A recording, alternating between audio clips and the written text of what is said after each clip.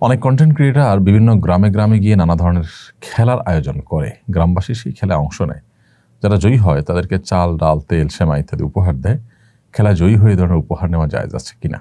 হ্যাঁ, অনেক কন্টেন্ট ক্রিয়েটারকে দেখা যাচ্ছে গ্রামেগঞ্জে আজকাল তাদের কন্টেন্ট তৈরি করার জন্য এই ধরনের কাজ করছে।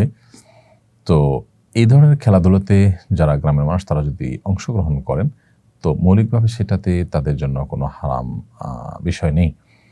কারণ তারা সেই খেলা অংশগ্রহণ করার জন্য কোনো টাকা দিতে হয় না, কোনো টিকিট করতে হয় না।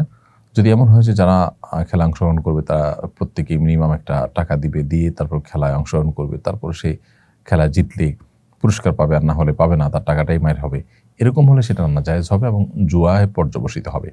কিন্তু এরকমটি যদি না হয়, সাধারণত এরকমটি হয় না, বরং কন্টেন্ট ক্রিয়েটার সবাইকে ওপেনলি দাওয়াত দেয় খেলার জন্য, সবাইকে আহ্বান করে এবং সে আহ্বানের সাড়া দিয়ে যারা খেলতে আসে বিজয়ীরা পুরস্কার পায়, যারা বিজয়ী না তারা পুরস্কার পায় না বা পাইলেও সান্ত্বনা পুরস্কার পায়।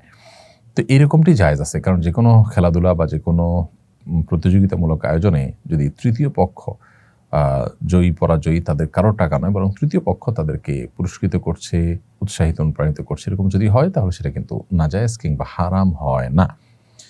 তো এই জায়গা থেকে ঠিক আছে। তবে একটা জিনিস এখানে মাথায় রাখতে হবে যে এই জাতীয় খেলায় মাঝে মধ্যে নারী পুরুষ একাকার হয়ে যায়, পর্দাহীনতার ব্যাপার থাকে, সেগুলো যেন না থাকে লক্ষ্য রাখতে হবে। সেরকম কিছু যদি না থাকে তাহলে সেক্ষেত্রে এই ধরনের খেলাধুলা আয়োজন করাতে কোনো অসুবিধা নেই।